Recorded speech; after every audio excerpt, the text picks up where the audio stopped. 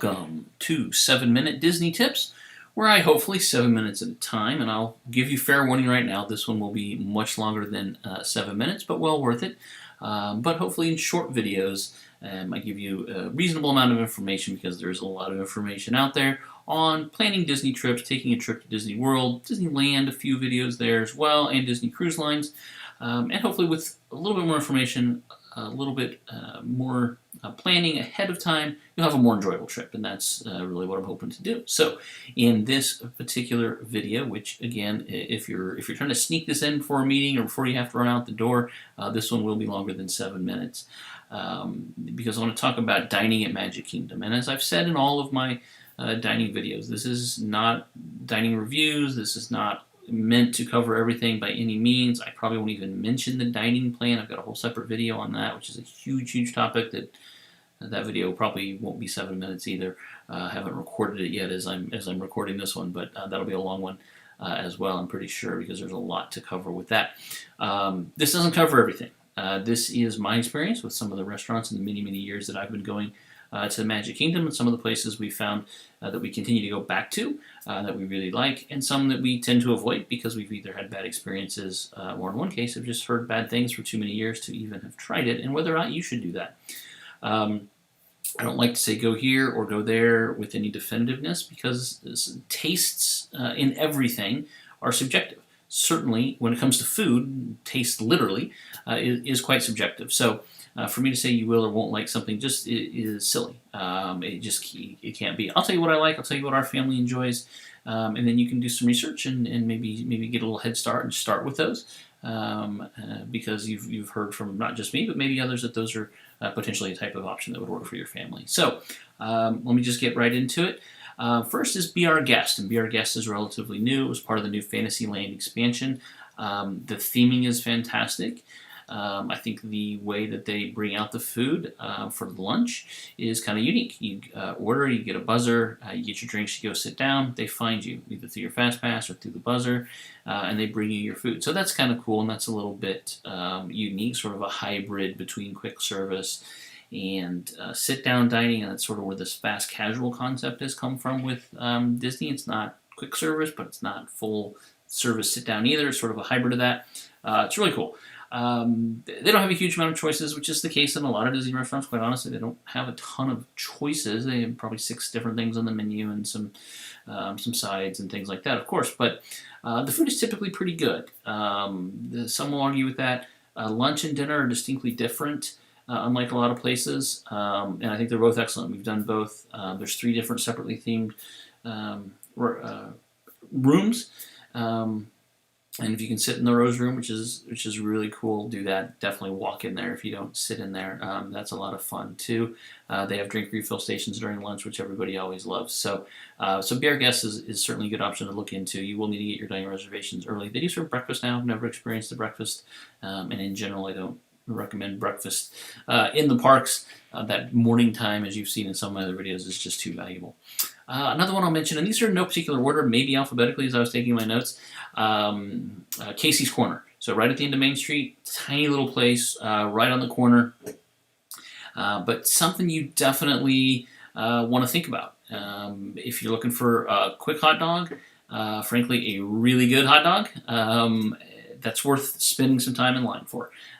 So definitely think about Casey's Corner for a quick lunch or a quick snack, or that's kind of a big snack, right? That's a good option.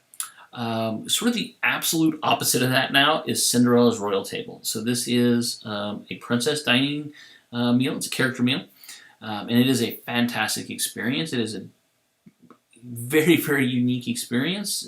You can't dine inside Disney castles in too many places, right? It is very expensive, but as I have said in other videos, you are not paying for the food. The food for breakfast, which is what this meal is it's a breakfast buffet, right? I mean, it's eggs and bacon and sausage and some pancakes and some danishes. I mean, that's what it is, and it's fine. There's nothing spectacular about it. You are paying big dollars to get photo ops and meet the princesses, pure and simple, and dine inside the castle, the most iconic thing in all of Disney and perhaps all of America or even the world, right? So It's very cool. It's worth doing. You know, if you take a lot of Disney trips, if you know you're going to take a few trips over the next several years, plan it for the kids being the right age, right? I mean, and I can't tell you what that is. Your children are going to differ somewhere between 3 and 8, maybe pushing it up to 10 even, but. It is a fantastically fun experience. It is a rushed experience. They're going to push it through there quickly. The other cool thing about it, if you time it right, you can get a reservation up to about an hour before the park opens. Get there early, get there first, get seated right away.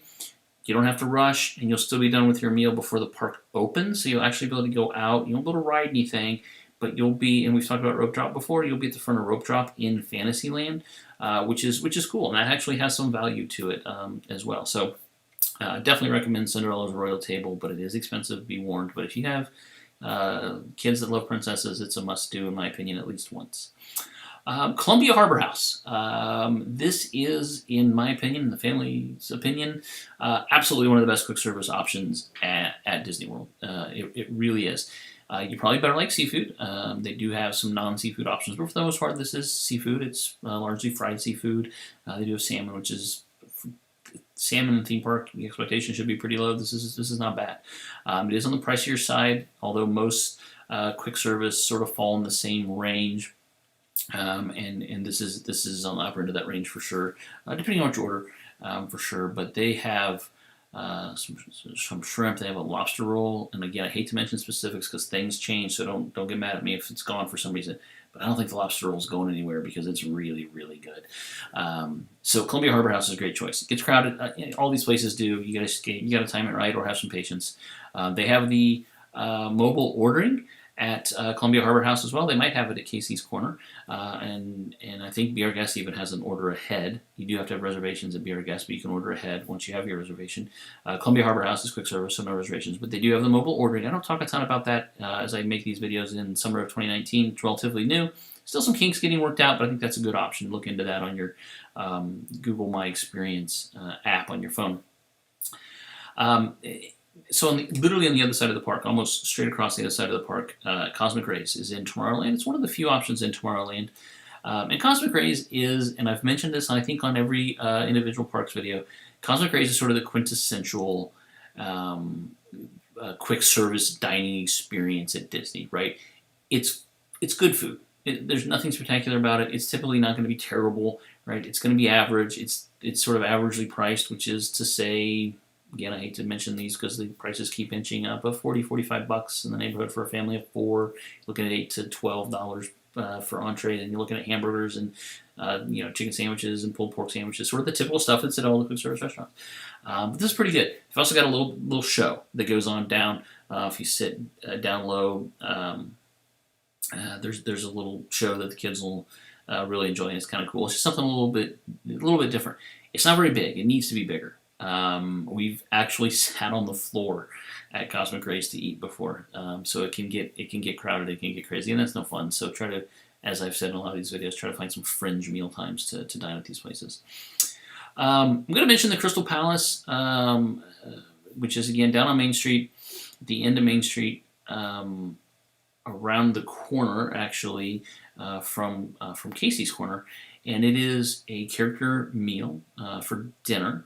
It is a buffet. It is your standard buffet. It's maybe an above average buffet. It's good food for sure, but it's character meal, and the character meals are fun. I've mentioned that in all of these videos. They're expensive.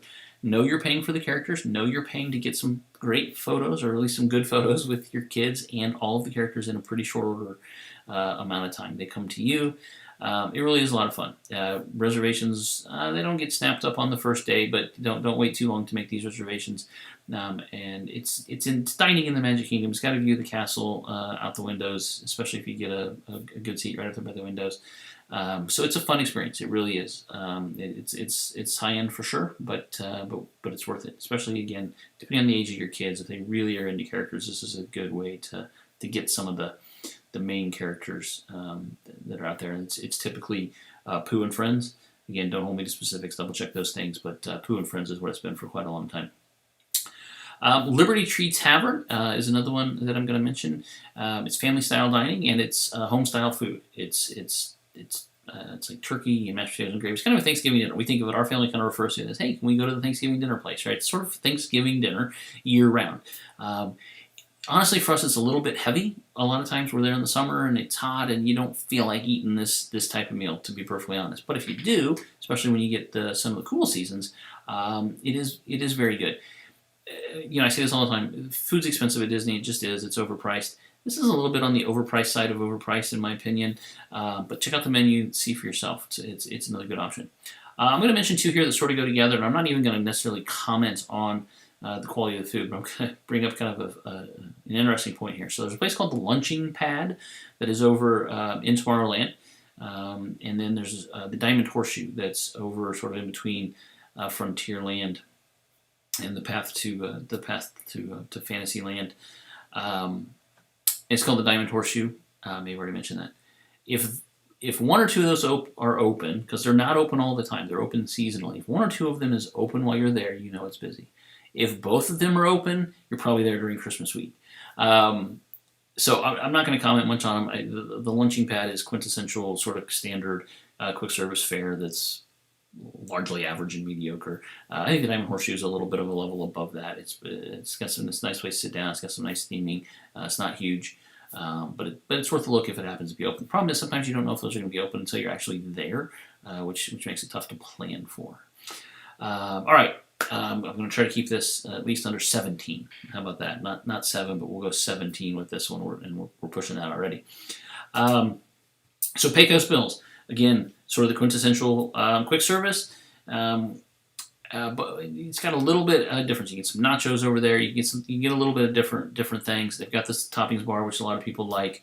And it's huge. It doesn't look it depending on which door you come in, and you may not see how huge it is, but it has tons of seating, and so it will look crowded. It will be crowded a lot, but it's decent. It's above average. Again, they've got the mobile ordering as well, and so again, there's not much of a variance, as I've mentioned, on all of these quick service restaurants. They sort of go from here to here. This one is a little bit closer to the top end of that. Most of them do fall in the middle, but this one I think maybe a little bit above. Again, you may be watching this, and maybe you've been Pecos Bills, and maybe you got there on a bad day. Maybe you didn't have a great experience, and you're thinking, oh, this guy's crazy. But that's why I try not to be too specific on go here, don't go there, because it's different for everybody.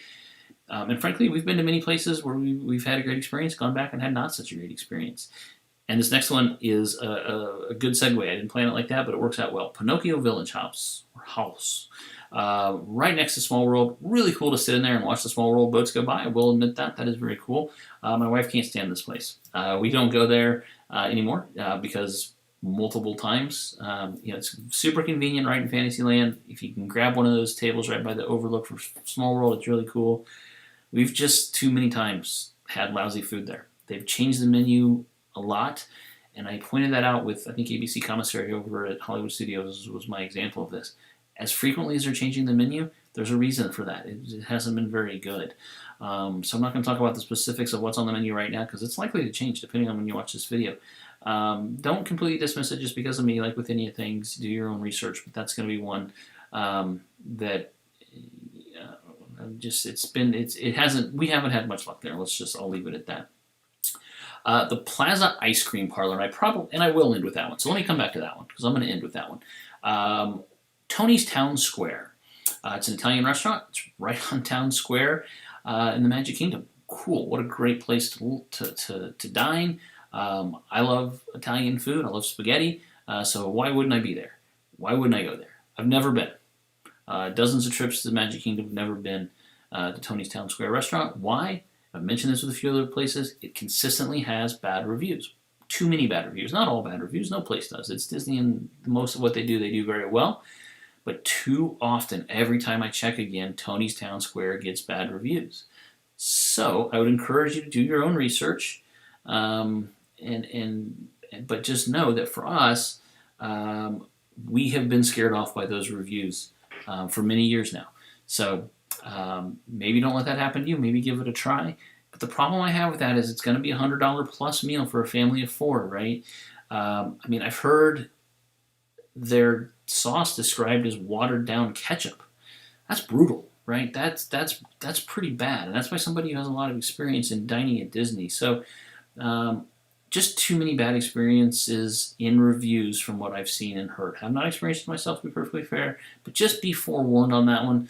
Do your own research. But there's plenty of other options that have much better reviews, and ones that I personally, like all the ones I've mentioned, have experience with and can make good recommendations to try it or stay away. All right, I'm going to end with this one. Plaza Ice Cream Parlor.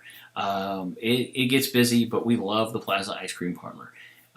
What we do is typically, and this doesn't always work out this way, but for many years it did, we'll have an afternoon flight on our last day. We'll typically have Magical Express, which I'll talk about in the transportation video.